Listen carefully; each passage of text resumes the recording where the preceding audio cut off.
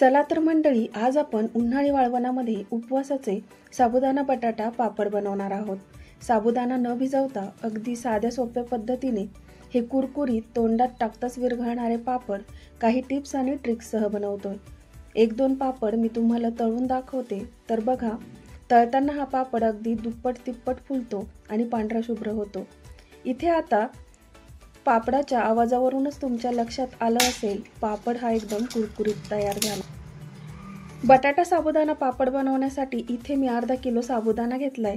हा साबुदाणा आपल्याला भाजून घ्यायचा आहे।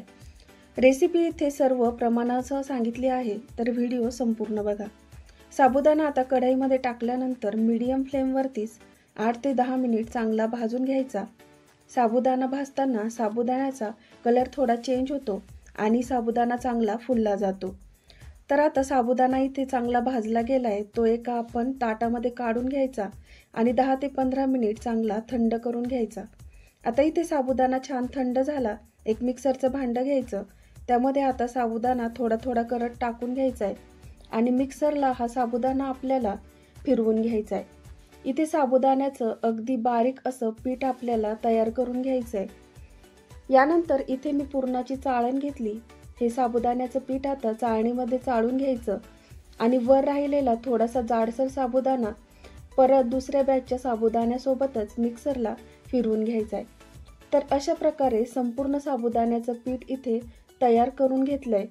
खूप जास्त जाड नाही किंवा खूप बारीक नाही, असं मीडियम हे पीठ तयार झालंय। अर्धा किलो साबुदाण्यासाठी इथे आपण 2 किलो बटाटे कुकरमध्ये उकडून घेतलेत आणि थंड करून घेतले। आता बटाट्याची आपल्याला साल काढून घ्यायची आहे। सर्व बटाटा हा पूर्णपणे शिजवून घ्यायचा। बटाटा कुठेही अजिबात कच्चा राहायला नको। अर्धा किलो साबुदाण्यासाठी 2 किलो बटाटा हे पापडांसाठी अगदी योग्य प्रमाण आहे। सर्व बटाटे इथे मी सोलून घेतलेत। आता एक पुरणाची चाळण मी इथे घेतली आहे।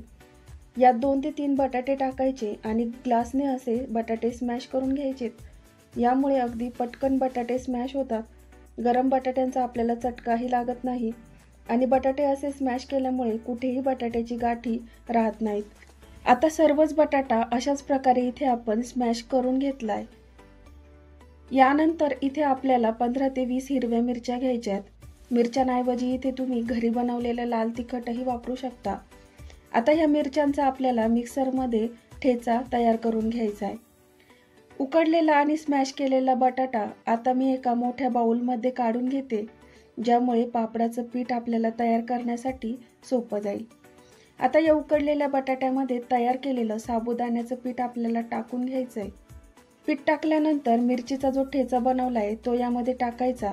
मिरचीचं प्रमाण इथे आवडीनुसार तुम्ही कमी जास्त करू शकता। यानंतर यामध्ये चवीनुसार मीठ टाकून घेतलं। यामध्ये आता मी 1 चमचा चिली फ्लेक्स टाकते। चिली फ्लेक्समुळे पापड दिसायला अगदी छान दिसतात। चिली फ्लेक्स टाकणं पूर्णपणे ऑप्शनल आहे, आवडत असेल तरच टाका। हे सर्व आता हातानेच आपल्याला मिक्स करून घ्यायचंय। बटाटा, साबुदाणा, मीठ, मिरची हे सर्व एकजीव झालं पाहिजे इतपत आपल्याला मिक्स करायचंय। साबुदाणा पीठ हे कोरडच आहे आणि बटाट्याचं मॉइश्चरमध्ये हे मिश्रण थोडंसं घट्ट होतं, त्यामुळे इथे आपल्याला थोडंसं पाणी वापरत हे पीठ भिजवून घ्यायचंय। यासाठी इथे मी पाऊण ग्लास पाणी वापरला। हे सर्व पीठ हाताने मॅश करत भिजवून घ्यायचं, ज्यामुळे पापड आपला छान खुसखुशीत होतो आणि फुललाही जातो। तर इथे आता पापडासाठीचं पीठ इथे भिजवून तयार झालंय। आता एक भांडं मी इथे घेतलंय। हे सर्व पीठ या भांड्यामध्ये आपल्याला टाकून घ्यायचंय आणि या पिठाला आपल्याला वाफ देऊन घ्यायची आहे। तर थोडं करून सर्व पीठ आपण टाकून घेतलं। आता याला वाफ देण्यासाठी इथे मी एक मोठं भांडं घेतलंय, ज्यामध्ये पाणी गरम करून घेतलं आणि एक स्टँड ठेवलाय। या पिठाचं भांडं आता यामध्ये ठेवून घ्यायचंय आणि या पातेल्यावर पक्क झाकण ठेवून घ्यायचं, म्हणजे वाफ बाहेर जाणार नाही। आता 10 ते 12 मिनिट मीडियम टू हाय फ्लेमवर दणदणीत वाफ देऊन घ्यायची, म्हणजे साबुदाणा छान यामध्ये फुलला जाईल। बघा इथे 10 ते 12 मिनिटानंतर पीठ छान वाफवलं गेलं। बाहेर काढून थोडंसं थंड होण्यासाठी एका मोठ्या बाउलमध्ये मी काढून घेतेय। वाफेमुळे पिठाला छान चकाकी आली आणि पीठ आतपर्यंत शिजलंय आणि फुललं देखील आहे। पीठ बाउलमध्ये काढून घेतल्यानंतर परत एकदा हलक्या हाताने हे पीठ आपल्याला थोडंसं मळून घ्यायचंय। यानंतर एका प्लेटला तेल लावून घ्यायचंय आणि हा वाफवलेला पिठाचा एक गोळा यामध्ये काढून घ्यायचा आणि बाकीचं पीठ आपल्याला बाजूला झाकून ठेवायचे। आता 3 ते 4 मिनिट चांगला हा पिठाचा गोळा आपल्याला मळून घ्यायचा आहे आणि हे पीठ आपल्याला मऊ करून घ्यायचं आहे। पीठ इथे छान मऊ झाल्यानंतर पापड बनवण्यासाठी याचे छोटे छोटे गोळे तयार करून घ्यायचे। जसा तुम्हाला छोटा मोठा पापड हवा असेल तशा प्रकारे गोळे तयार करून घ्यायचे। यानंतर इथं पुरी यंत्र घेतलंय, एक प्लास्टिक कागद ठेवून घेतला, त्यावर आता पिठाचा एक गोळा ठेवला आणि नंतर दुसरा प्लास्टिक पेपर ठेवून प्रेस करून घेतलं। तर बघा, छान असा पापड इथे आपला तयार झालाय।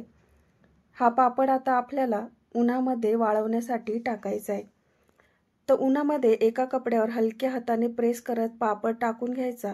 अशाच प्रकारे सर्व पिठाचे पापड आपण तयार करून घेतलेत।